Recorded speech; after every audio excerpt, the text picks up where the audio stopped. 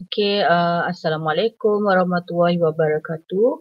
Kepada murid-murid yang cikgu sayangi, 5 Bina, 5 Syifa dan 5 Ilham.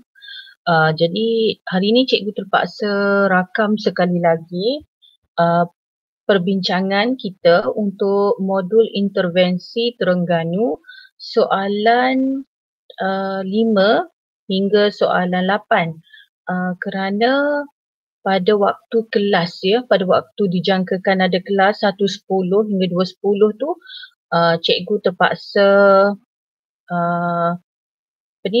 terpaksa membentang kajian tindakan cikgu untuk seminar kebangsaan. Jadi cikgu terpaksa bersedia lebih awal lah. Jadi cikgu akan share screen. Jadi cikgu nak awak tengok perbincangan ini, rakaman ini. Kemudian cikgu nak awak baiki jawapan awak dan insya-Allah next kelas nanti kita teruskan dengan soalan esei pula.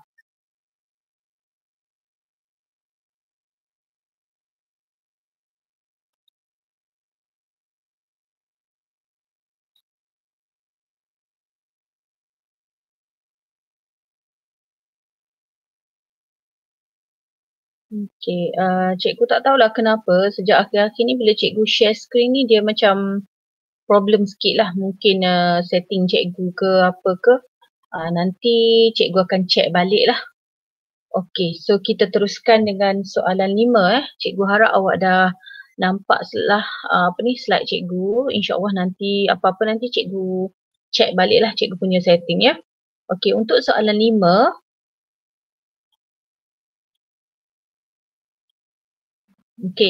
Soalan 5 ni kembali kepada bab, tak silap cikgu bab 5 bab 5 iaitu, bab 5 ke?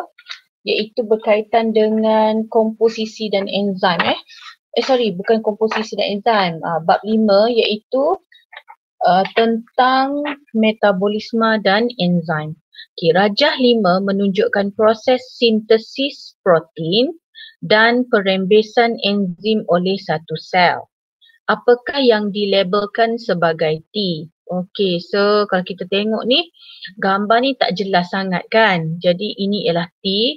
Jadi apakah T? Ia merujuk kepada bintil kasar ni. Jadi T ialah ribosom. B. Namakan jenis enzim yang dihasilkan seperti yang ditunjukkan dalam rajah 5. Jadi awak nampak tak dia hasilkan enzim, kemudian dia hasilkan protein. Ribosom ni sintesis protein. Sintesis protein, nanti protein tu akan diangkut oleh jet dalam bentuk vesikel angkutan. Nanti protein tu akan diangkut oleh vesikel angkutan dalam bentuk vesikel angkutan hantar ke jasad Golgi. Bila dah dapat pada jasad Golgi akan ubah suai. Dia akan ubah suai protein yang diterima tu menjadi enzim. Kemudian enzim akan diangkut pula dalam bentuk vesikel rembesan. Bila sampai dekat membran plasma, maka ia akan dirembes keluar. Nampak tak? Hasil di dalam buat di sini, hasil di dalam, nanti dia akan rembes keluar. Buat di dalam semua ni.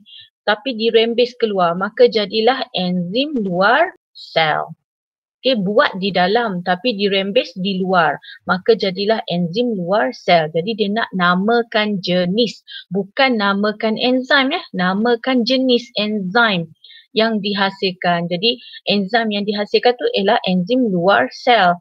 Kalau dia tanya namakan contoh enzim, awak bolehlah namakan maltase ke, sucrase ke dan apa sahaja. Soalan seterusnya C. Huraikan pembentukan enzim berdasarkan rajah ini. Jadi awak nak jawab soalan ni, awak kena rujuk rajah lah. Dan awak kena gunakan apa semua yang dia beri ni. Jadi cikgu nak pergi kepada nota. Yang ni cikgu ambil nota daripada buku teks lah. So kita sama-sama tengok. Cuma cikgu ada letakkan pemarkahan di sini. Okey, jadi DNA atau kromosom dalam nukleus. Kau nampak tak? Dia ada bagi gambar nukleus ke? Okey, jadi ini ialah kromosom ke? Okey, jadi DNA atau kromosom dalam nukleus mengandungi maklumat genetik tentang protein. Okay, DNA atau kromosom yang terdapat dalam nukleus mengandungi maklumat genetik tentang protein. Ketika replikasi DNA, RNA akan menyalin maklumat genetik tentang protein dan RNA akan keluar dari nukleus pergi ke ribosom. So awak ingat macam ni, R dengan R. Jadi RNA akan salin maklumat genetik yang terdapat dalam kromosom dan bila dah siap salin maklumat genetik tentang protein, RNA akan keluar pergi ke ribosom. Jadi ribosom pun dapat maklumat genetik, ribosom akan sintesis protein. Jadi maksudnya ribosom tu akan sintesis protein berdasarkan apa yang RNA salin. Okay, apa yang RNA salin. Sebab RNA salin, kemudian bila salin dia bagi kepada ribosom, ribosom sintesis protein. Jadi kalau awak tengok jawapan tu dia buat skema pertama, ribosom sintesis protein. Okay, protein yang telah disintesis ribosom akan memasuki lumen jalinan endoplasma kasar dan diangkut oleh jalinan endoplasma kasar. Okay, so awak nampak tak? Ribosom ni duduk pada jet. Jadi bila dia dah siap sintesis protein, protein akan masuk dalam ruang jalinan endoplasma kasar dan diangkut melaluinya. Okay, kemudian hujung jet yang mengandungi protein akan bertunas. So awak nampak tak? Ni katakan ni ialah jet, kan? Sorry. Okay, jet. Awak nampak tak di hujung tu dia akan macam menggenting dan dia menghasilkan vesicle. Okay, itu maksud dia hujung jet yang ada protein ni, ada protein dalam ni. Okay, ada protein, dia akan menggenting, bertunas, macam dia bertunas dan membentuk vesicle angkutan. So awak nampak tak bila dia bertunas, dia akan putus dan di dalam ni ada protein. Okay, hujung jet yang mengandungi protein bertunas dan menggenting lalu membentuk vesikel angkutan. Sebab tu awak ingat macam ni. Membran plasma mengangkut protein. So dia nak angkut tu dia membentuk vesikel bulat-bulat ni kita panggil vesikel angkutan sebab dia nak mengangkut protein. Okay, vesikel angkutan yang mengandungi protein akan bergerak menuju ke jasad Golgi dan bercantum dengan jasad Golgi. So, markah yang kedua tak untuk protein yang disintesis oleh ribosom masuk dalam membran plasma. Masuk dalam jalinan endoplasma kasar. Masuk dalam jalinan endoplasma kasar. Kemudian diangkut melalui vesikel angkutan. Markah yang ketiga, nampak? Diangkut oleh vesikel angkutan pergi ke jasad Golgi dan bercantum dengannya. So nampak tak? Dia mari ke jasad Golgi dan bercantum dengan jasad Golgi. Okay, markah yang keempat, di jasad Golgi, protein tu akan diubah suai jadi enzim. So tak jadi protein dia lah. Dia dah jadi enzim dan dirembes dalam vesikel rembesan. So nampak tak? Dia dah keluar dalam bentuk vesikel rembesan. Jadi dalam ni tak ada protein dah. Dalam ni sudah ada enzim. Okey. Dan vesikel rembesan yang mengandungi enzim menuju ke membran plasma bercantum dengannya. Okey. So dia pun pergi ke hujung ni dan bercantum dengan membran plasma. Sepatutnya ini ialah P5. Okay, kemudian bila dah bercantum dengan membran plasma, lalu membran plasma merembes enzim keluar sel P6. Okay, dia pun rembes keluar sel P6 dan bila dah rembes keluar sel, namanya enzim luar sel P7. Okay, jelas Okay, jadi kita cuba tengok sampel jawapan Arisha Okay, ribosom merupakan tapak sintesis protein. Okay, satu markah. Protein yang telah disintesis di ribosom memasuki lumen jalinan endoplasma kasar dan diangkut melaluinya, satu markah. Apabila sampai di hujung jalinan endoplasma kasar, bahagian membran tersebut membentuk tunas ke? Tunas pun menggenting lalu menghasilkan vesikel angkutan, satu markah. Vesikel angkutan yang mengandungi protein bergerak pergi ke arah jasad Golgi dan bila dah sampai dia bercantum, satu markah.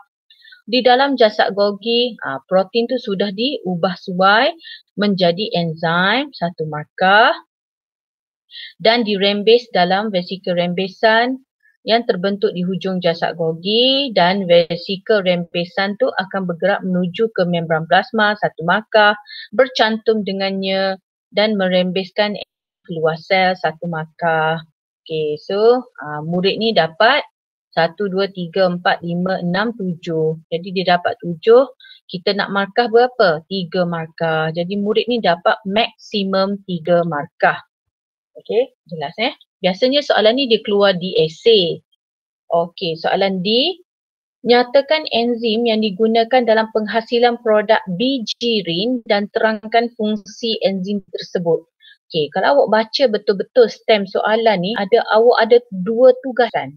Okay, awak ada 2 tugasan. Yang pertama awak nak kena nyatakan enzim apa, dan yang kedua awak nak kena terangkan fungsi.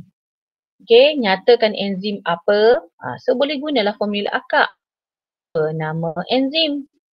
Okay, kenapa tu awak terangkan fungsi dan kemudian kesan akibat. So kalau awak tengok sini, kalau awak betul-betul ikut formula akak, awak akan dapat 3 markah. 1 markah, 1 markah, 1 markah.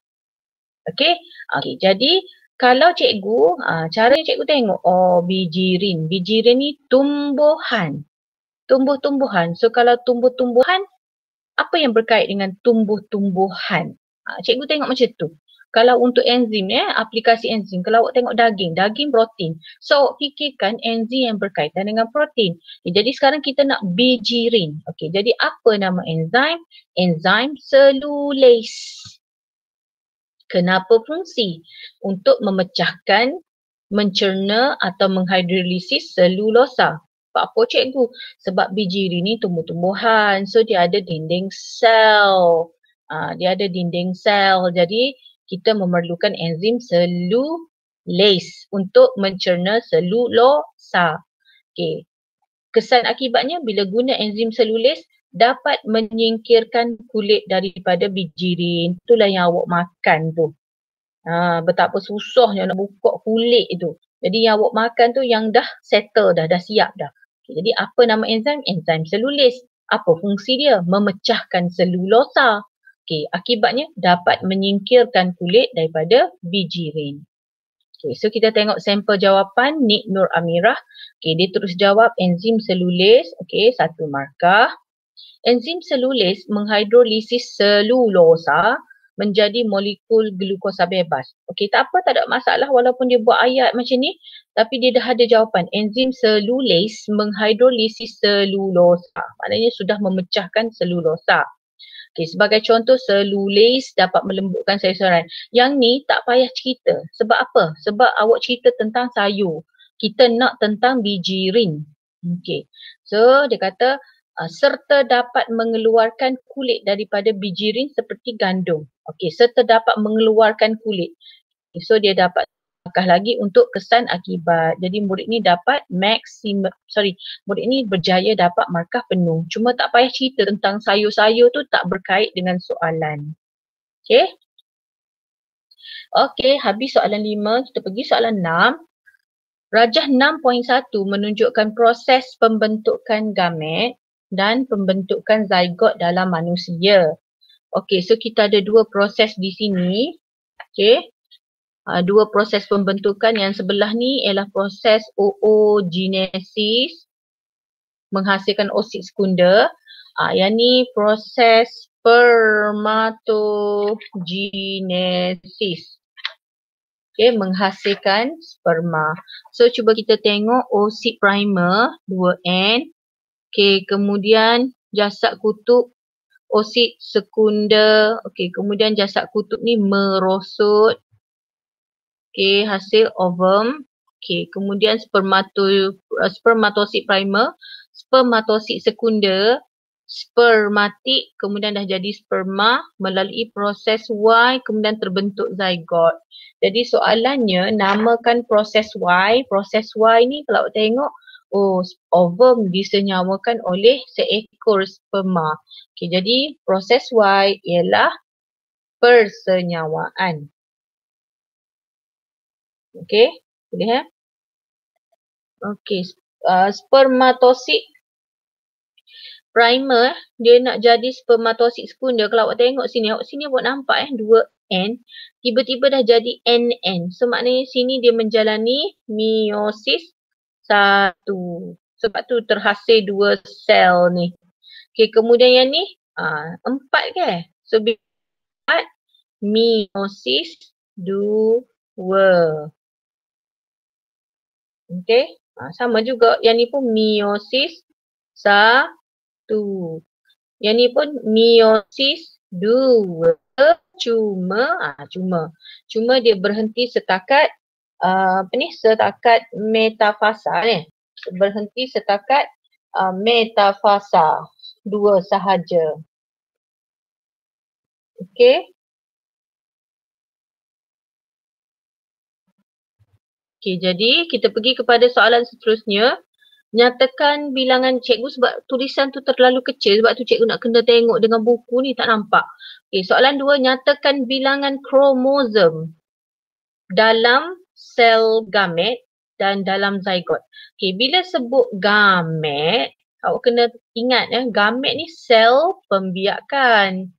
So bila sel pembiakan atau disebut gamet, maka meiosis. Jadi bila meiosis, yang ni half lah, separuh.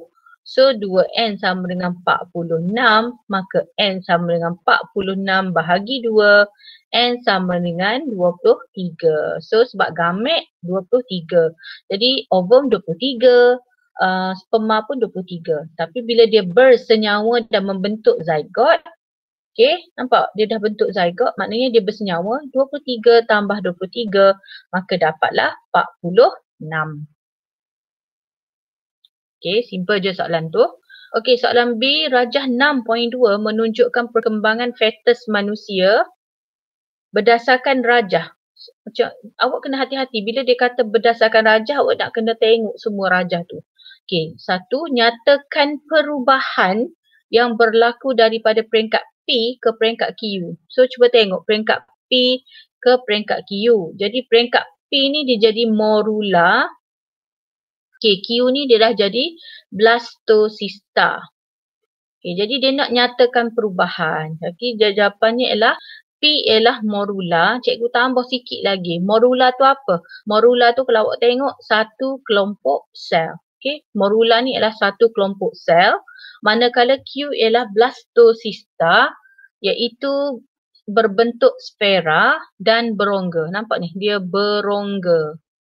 Okey, jadi P ialah morula, awak tambah sikit, iaitu satu kelompok sel, dan Q ialah blastocista berbentuk sfera yang berongga. Jadi cikgu terangkan sikitlah ni, awak nampak ni ovari. Jadi ovari ni dia apabila berlakunya pengovulan, dia akan melepaskan oksid sekunder. Ni oksid sekunder ni. Okey, jadi bila duduk sini oksid sekunder dekat tube fallopian, sperma masuk. Jadi bila oksid sekunder, ovum disenyawakan oleh sperma, maka terbentuklah zygote. Okey, nampak ni zygote. Kemudian zygote tu menjalani mitosis kan? Membentuk, tengok ada 2 sel, daripada 2 jadi 4, 4 jadi 8, kemudian dia jadi satu kelompok sel yang kita panggil morula. Okey. Kemudian soalan 2. Okey, sorry, nanti sekejap. Blastocista ni nanti dia akan menempel dia akan menempel. Berlaku penempelan pada dinding endometrium. Sebab itulah dinding endometrium ni kena tebal. Siapa nak tebal? Progesteron. hormon progesteron dia kena tebal sebab nanti nak berlaku penempelan. Okey, soalan 2, nyatakan jenis kembar yang terhasil. Dia kata nyatakan jenis kembar yang terhasil jika embrio yang terbentuk membahagi kepada 2. Okey, jadi jawapannya kembar seiras. Okey, ada pelajar dia tak faham, apa jawapan cikgu jadi kembar seiras. Kalau awak tengok sini, dia ni terhasil daripada satu zygote kemudian berkembang jadi satu embrio, okey. Jadi tiba-tiba embrio itu membahagi jadi 2. Awak bayangkan satu embrio. Kemudian tiba-tiba embrio ni membahagi jadi 2. Jadi mestilah kembar seiras. Sebab dia berasal daripada satu. Lain kalau kembar tak seiras, dia memang datang dua-dua. Memang ada 2 oosit sekunder. Kemudian masuk 2 sperma. Maka masing-masing akan berkembang jadi satu zygote dan satu zygote. Tu yang jadi kembar tak seiras tu, dia memang tak sama sebab mung aku. Tapi kalau yang ni dia berasal daripada satu embrio, tiba-tiba dia berkembang jadi 2, itu ialah kembar seiras. Okey, next kita tengok sampel jawapan kawan awak. Okay, so cikgu tertariklah dengan nota Anis ni. Sangat bagus sebab dia nak jawab soalan tu. Okay, sangat bagus. Anis. Okay. Jadi Anis sebelum dia nak jawab soalan tu dia tulis. Okay, sangat menarik lah. Ni bagus lah ni. Satu orang kata apa? Inilah yang cikgu nak ni. Bila dia detail. Jadi bila dia nak masuk exam ke apa, dia just baca soalan dan nota dah lengkap dah. Okey. Jadi kalau kita tengok sini, kita baca sikit nota Anis ni sebab cikgu tertarik dengan nota dia. Okey, ni ovari, dilabelkan sebagai ovari.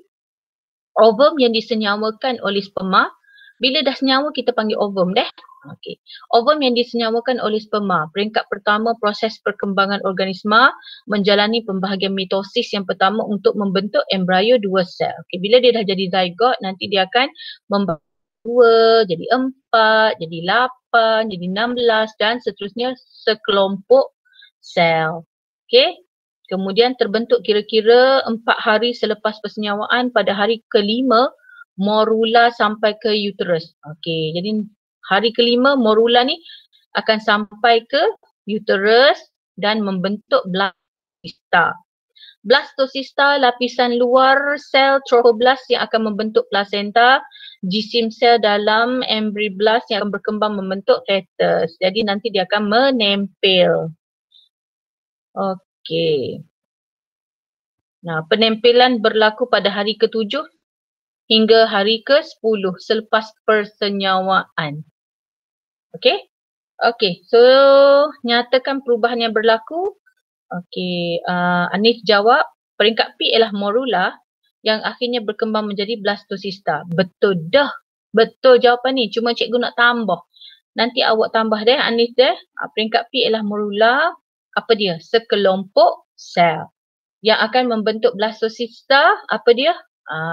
Sfera yang berongga. Betul. Cuma cikgu nak suruh awak tambah sikit. Okey. Soalan 2. Nyatakan jenis kembar yang terhasil. Jadi dia jawab kembar seiras. Baguslah ni ada nota ni kalau seiras ni apa. Okey, baguslah. Okey. Soalan 3, terangkan mengapa kembar yang dinyatakan di dalam B2. Cikgu kan bila nampak soalan macam ni, cikgu akan tukar selalu. Cikgu akan tukar siap-siap dekat soalan. Sebab apa? Sebab cikgu takut fikiran cikgu menerawang ke lain dah. Fikiran cikgu akan jadi orang kata apa? Tu yang menyebabkan kita jadi salah. Jadi cepat-cepat awak tulis, terangkan mengapa kembar seiras berkongsi plasenta. Okey, jadi terangkan mengapa kembar yang dinyatakan berkongsi plasenta. Okey, jadi kerana hanya terdapat satu blastocista sahaja dan blastocista itu menempel satu tempat sahaja. Jadi awak nampak tak? Satu blastocista je. Nanti blastocista ni menempel pada dinding uterus dan daripada situ dia akan Bila dah melempar tu, trophoblast akan memegang. Orang kata gap cikgu pun lupa dah ayat dia. Allah, kenapa dah cikgu lupa ni? Trophoblast akan mengapa? Ya, sekejap Cikgu lupa dia punya perkataan tu. Trophoblast akan macam megel lah. Macam memegang dinding uterus tu lalu terbentuk perlahan-lahan membentuk placenta. Jadi kenapa dia berkongsi placenta? Sebab memang ada satu blastocista sahaja. Okey? Kerana ada satu blastocista dan blastocista tu menempel pada jadi selepas penempelan barulah berlaku pembahagian embrio jadi dua. Jadi bila dia daripada satu jadi dua, dua tu akan berkongsi placenta. Okey. Okey, jadi kita tengok jawapan pelajar. Kembar berkongsi placenta kerana sebenarnya tak payah tulis benda ni. Sebab dah ada dalam soalan. Halili dah. Sebab bila awak salin soalan, dia macam buang masa. Kita terus jawab apa je. Okey. Jadi kembar berkongsi placenta kerana terbentuk daripada blastocista yang sama. Okey, maknanya daripada satu blastocista lah. Oleh itu kawasan penempelan embrio juga pada tempat yang sama. Okey, sekejap tengok balik jawapan cikgu tadi. Sekejap Kerana terdapat satu Q ataupun satu blastocista sahaja dan blastocista tu menempel pada satu kedudukan sahaja, daripada satu dia akan berkembang jadi dua. Jadi sebab itulah dia berkongsi placenta. Dia nak dua markah. Jadi kembar berkongsi placenta kerana terbentuk pada blastocista yang sama. Okey, sebab dia satu blastocista, kawasan penempelan dia pun sama. Okey, betul lah dapat satu markah. Cuma daripada satu dia berkembang menjadi dua. Itu yang awak tak cerita. Tapi tak apa dah, dapat dua markah dah. Okey. Soalan seterusnya, nyatakan satu persamaan dan satu perbezaan di antara kembar. Cikgu terus saja. Kembar yang dinyatakan dalam B1 tadi, kembar seiras dengan rajah ini. So kalau tengok ni, kembar siam. Jadi persamaan dia ialah kedua-duanya terhasil daripada persenyawaan satu ovum dengan satu sperma membentuk satu zygote. Sebab kembar siam ni sebenarnya kembar seiras. Kembar siam ni sebenarnya kembar seiras. Sepatutnya dia berpisah. Jadi dua. Jadi dua bayi. Tetapi sebab dia melekat tu yang dia tak jadi dua bayi. Dia asal-asal kembar seiras. Cuma dia melekat.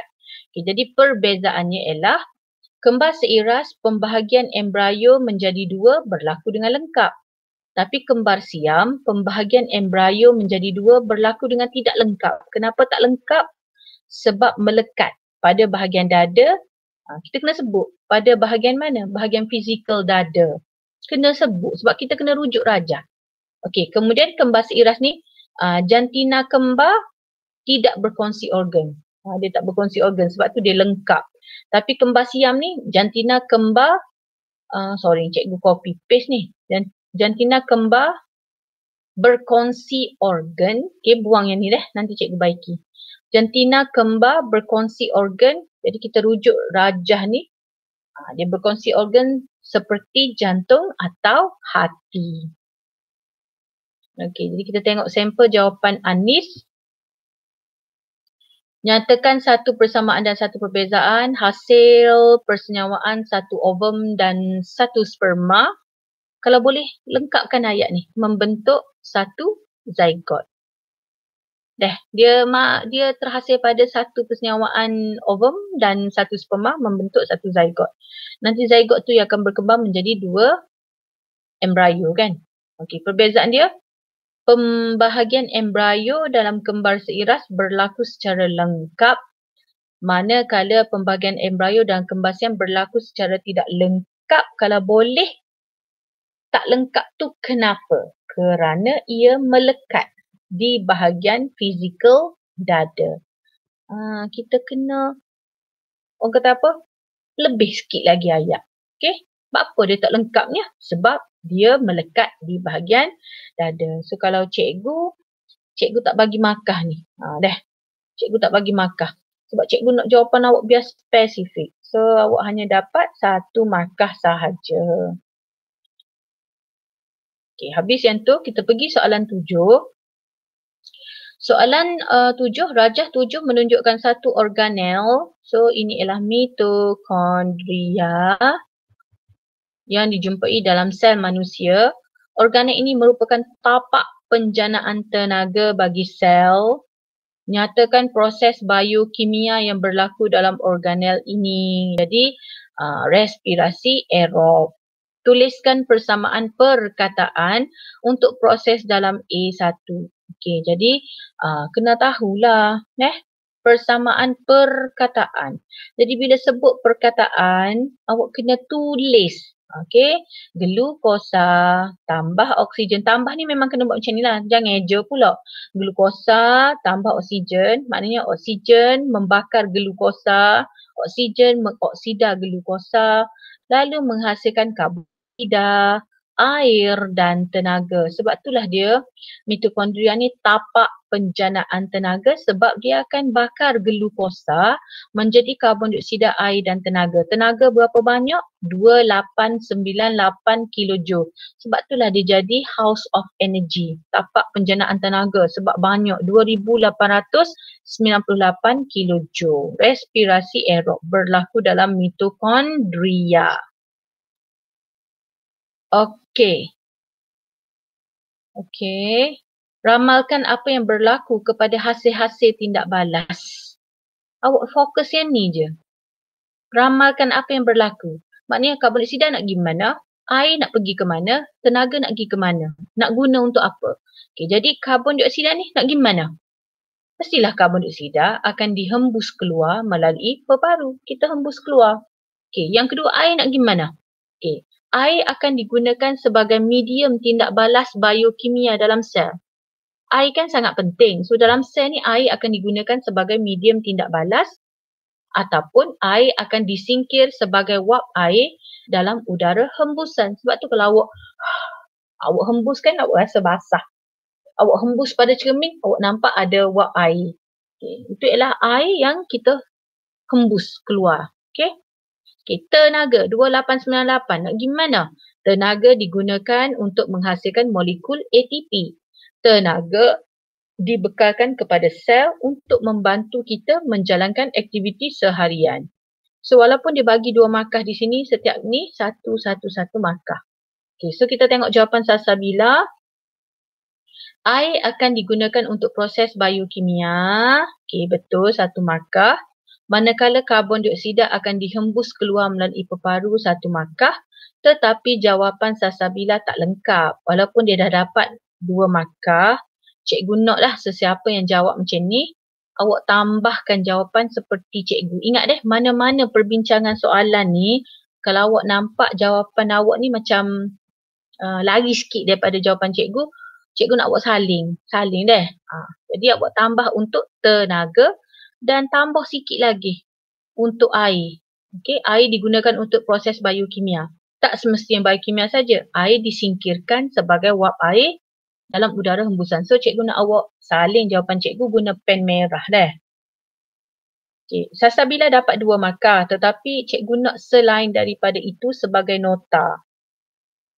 Okey, seterusnya. Nyatakan sumber bagi substrat utama. So substrat utama kita ialah glukosa. Jadi mari mana glukosa tu? Tu maksud dia. Nyatakan sumber bagi substrat utama tindak balas dalam A1, terangkan. Ada 2 kerja ni. Awak nak kena nyata dan awak kena terangkan. Jadi mari mana glukosa tu? Okay, jadi sumber glukosa diperoleh daripada makanan kita yang kita makan setiap hari yang mengandungi karbohidrat. So ini untuk jawapan nombor 1. Nyatakan mari mana. Jadi glukosa ni diperoleh daripada makanan kita yang mengandungi karbohidrat. Terangkan nak dapat gana glukosa. Glukosa tu bila awak makan karbohidrat, karbohidrat akan dicerna menjadi glukosa dalam sistem pencernaan. Barulah jadi glukosa. Jadi maknanya kalau makan karbohidrat, karbohidrat akan dicerna menjadi glukosa. Okay, so kita tengok dua jawapan di sini. Pencernaan karbohidrat di salur pencernaan. Okay. Karbohidrat akan dicerna kepada monomernya iaitu glukosa.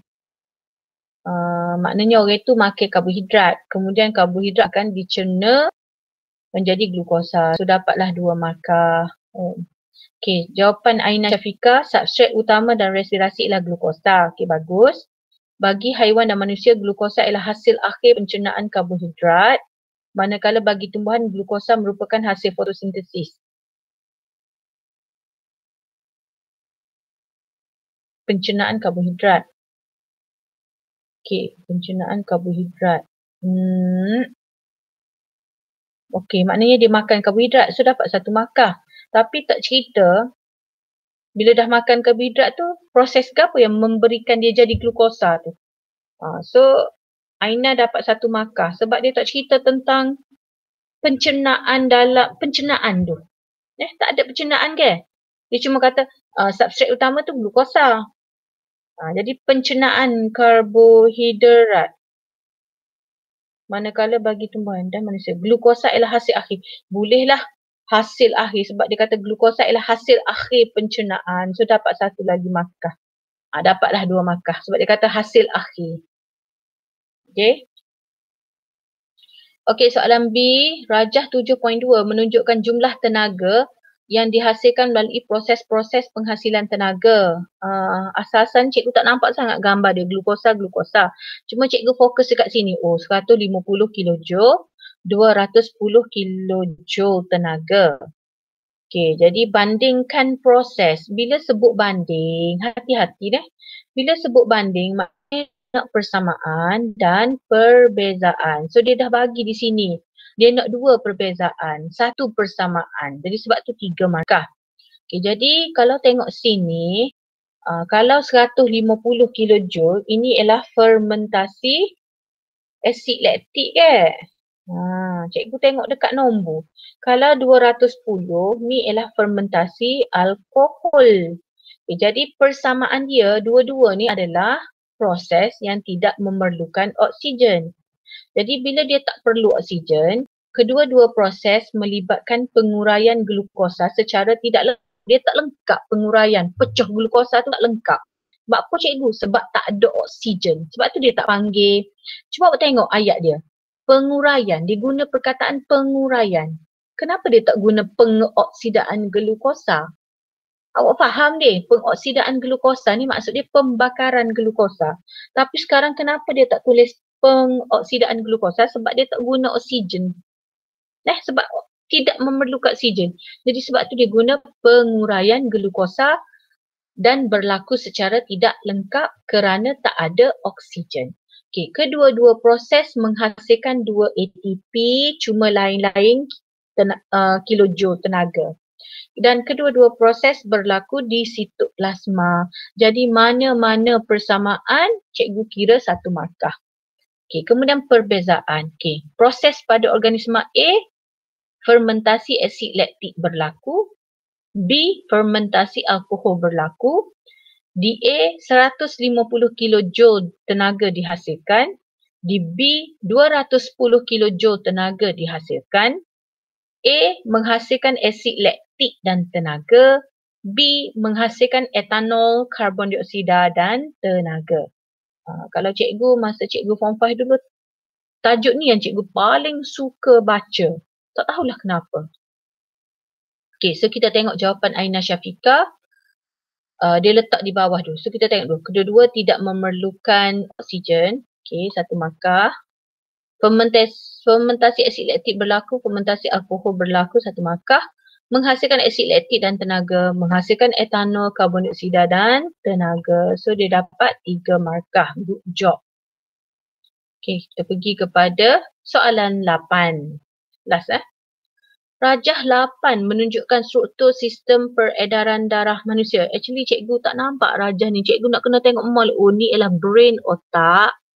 So ini adalah X, ini adalah jantung and then ada Y.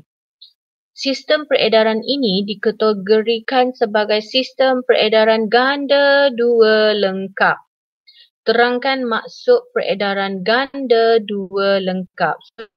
Tekan lampiran daripada buku teks, kenapa kita panggil peredaran ganda dua lengkap? Okey, soalan ni nak terangkan maksud peredaran ganda dua lengkap. Okey, jadi kita baca dulu buku teks. Manusia mempunyai sistem peredaran ganda dua. Ini bermaksud dua lah. Ini bermaksud dalam satu kitab peredaran yang lengkap, darah mengalir dalam salur darah menerusi jantung sebanyak 2 kali. Oleh kerana terdapat dua peredaran yang berbeza, manusia dikatakan mempunyai sistem peredaran ganda dua lengkap kerana walaupun dia ada dua peredaran berbeza, tetapi darah terdioksigen dan darah beroksigen tidak bercampur. Awak faham ke? Dia ada dua benda sini. Satu ganda dua, maknanya dua kali. Satu ialah lengkap. Awak nak kena terangkan dua-dua ni. Okay, jadi yang pertama, kenapa kita panggil ganda dua? Sebab dua kali.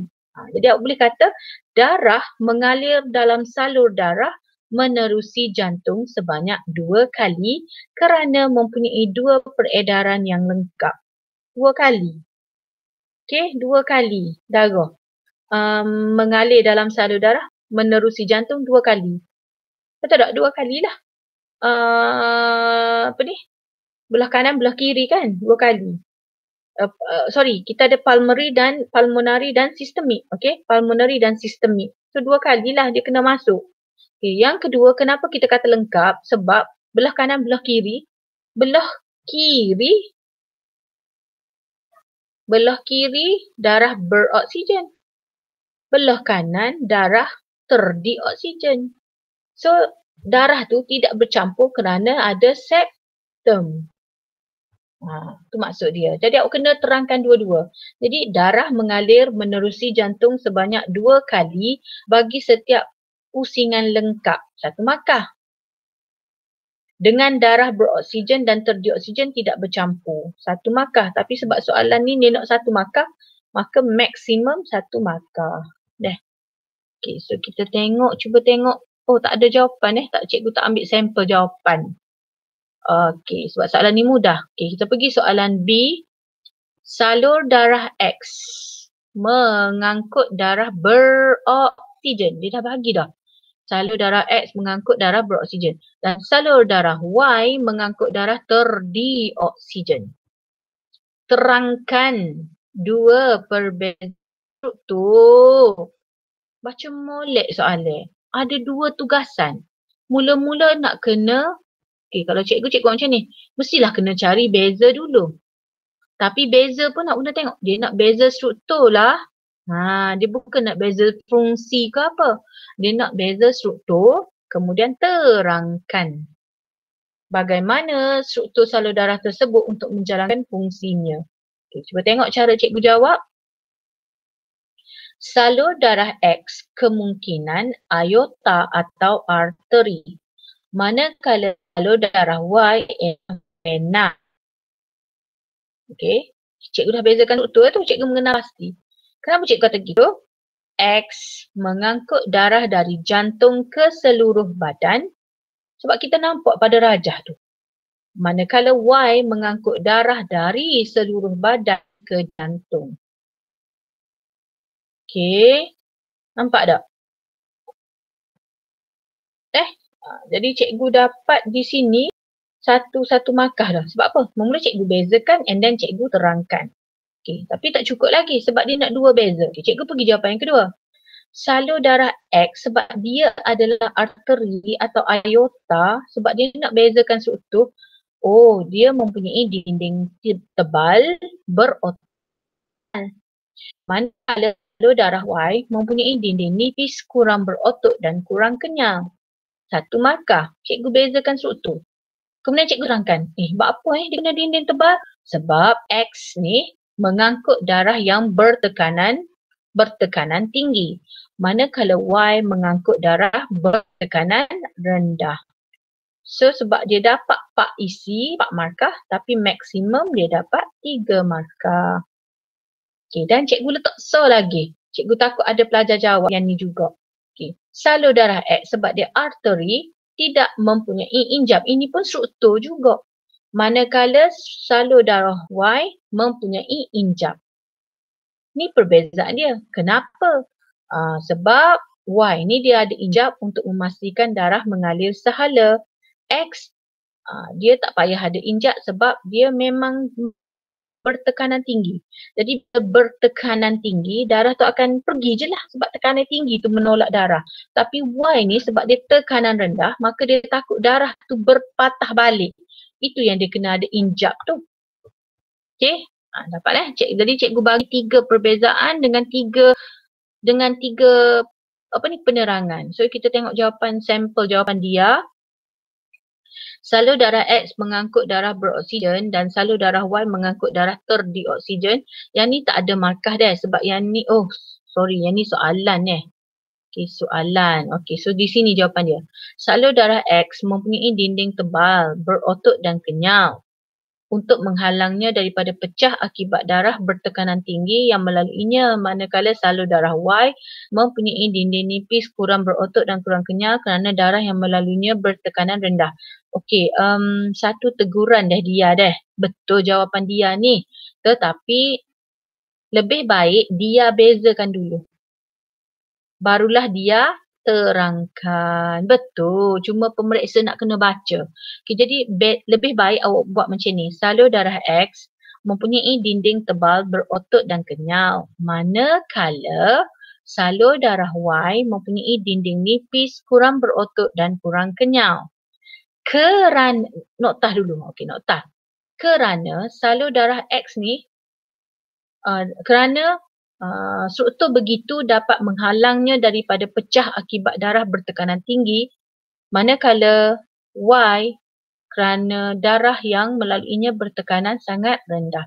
Betul, dapat 2 markah. Cuma lebih cantik kalau kita beza dulu, lepas tu baru kita terangkan. Okay, kemudian salur darah X tidak mempunyai injap. Okay, sepatutnya tidak mempunyai injap. Manakala salur darah Y mempunyai injap. Noktah. Kerana darah mengalir melalui salur darah X, mengalir dengan cepat. Tetapi kalau Y ni pula untuk mengekalkan aliran darah sehala. Dapat markah. Tetapi cara kita tulis jawapan tu lah. Okay? Dapat markah penuh. Okey, kita pergi soalan C. Ahmad jatuh pengsan setelah berdiri dalam perbarisan melebihi 2 jam.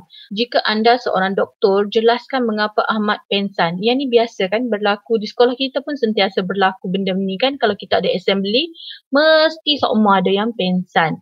Okey, so mengapa pengsan? Sebenarnya apa? Cikgu saja je malah nak tulis apa. Apa? Buat apa dia pengsan? Kerana mungkin 2 jam ni kita translate kan. 2 jam ni lama. Kerana mungkin Ahmad berdiri terlalu lama. Okay. Kenapa? Kenapa proses yang berlaku? Proses tu tak boleh proses yang berlaku sebab benda ni negatif, pengsan. Dia dalam bentuk negatif. So proses yang tak berlaku. Apa proses yang tak berlaku? Otot rangka tidak mengecut dan mengendur. So, bila tak mengecut mengendur, tak ada pergerakan. Okay. Menyebabkan pengaliran darah ke arah jantung berlaku dengan perlahan. Jadi, kesan akibat dia, risiko berlaku trombosis iaitu pembentukan darah beku meningkat sedikit. Jadi, bila ada darah beku, sedikit oksigen diangkut ke sel otak menyebabkan pitam atau pengsan. Cikgu terangkan sekali lagi, apa 2 jam tu? Apa 2 jam? Lama. So bila lama, terangkan kenapa awak terangkan proses yang tidak berlaku. Sebab kalau proses tu berlaku, awak tak pengsan. Tapi sekarang awak pengsan, maknanya proses tu tak berlaku. Proses apa tak berlaku? Otot rangka tidak mengecut mengendur. Jadi bila tak mengecut mengendur, tak ada pergerakan, menyebabkan pengaliran darah ke arah jantung berlaku dengan perlahan. Jadi bila jantung, katakan ni salur, Bila slow sangat, risiko nak berlaku darah beku ni meningkat. Jadi bila ada darah beku, darah ni sepatutnya bawa oksigen. Jadi bila dia boleh lalu kawasan ni je, maka sedikit oksigen yang sampai ke sel otak menyebabkan dia pitam atau pensan. Okey, ada lagi jawapan sini. Dia kata terangkan bagaimana hendak mengatasi masalah ni. Jadi cara nak mengatasinya ialah kita nak suruh ada pergerakan mengecup mengendur tu. Ahmad kena gerakkan kaki sekali-sekala. Gerakkan kaki ibu jari tu dalam kasut tu. Perlu gerakkan kaki sekali-sekala supaya aliran darah lebih laju dan lebih normal dalam badan. Okay, so kita tengok jawapan Intan Nurdiana. Hal ini kerana Ahmad berdiri terlalu lama, 1 markah, yang menyebabkan otot rangkanya tidak mengecut dan mengendur, 1 markah. Pengaliran darah menjadi perlahan, 1 markah. Kesannya darah beku yang dipanggil thrombus akan terhasil, 1 markah. Kurang oksigen dibawa ke sel otak menyebabkan Ahmad pensan, 1 markah. Untuk mengatasinya, Ahmad perlu menggerakkan kakinya supaya pengaliran darah menjadi lancar dan mengalir secara normal. Actually dalam jawab soalan ni sebenarnya ada dalam buku teks. Ada dekat latihan praktis formatif kalau awak perasan. Okay, so Intan Nurdiana dapat markah penuh 3 markah maksimum. Okay, last kali. Aliran darah dalam salur darah X dan Y mengalir secara sehala. Terangkan pendapat anda sekiranya aliran darah mengalir secara 2 hala. Faham ke tak tu? Mengalir secara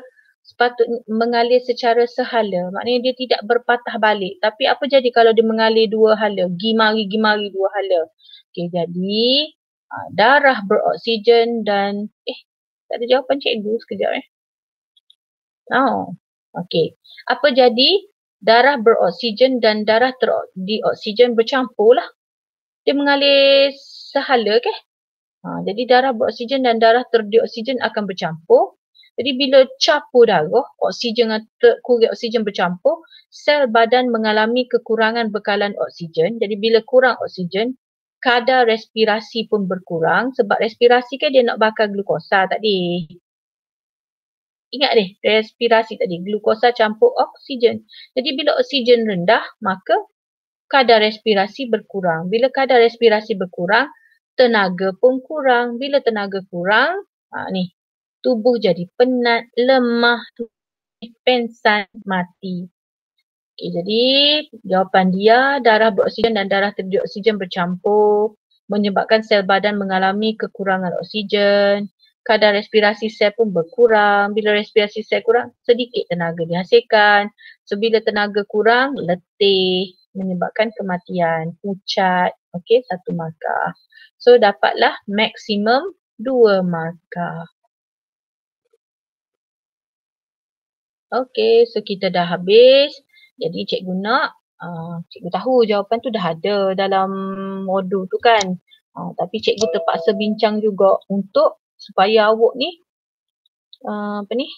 jelaslah tentang bagaimana cara nak memahami soalan tu. Kadang-kadang pelajar ni dia suka saling je jawapan daripada modul tu tanpa dia memahami. Okey, jadi habis dah kita untuk soalan kertas 2 shoot tu.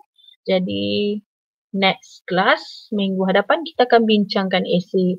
Jadi siapa-siapa yang dah siap tolong hantar dalam grup Telegram dan cikgu akan gunakan sampel jawapan anda untuk kita semak bersama-sama. Okey, Assalamualaikum dan selamat malam. Kalau tak faham boleh PM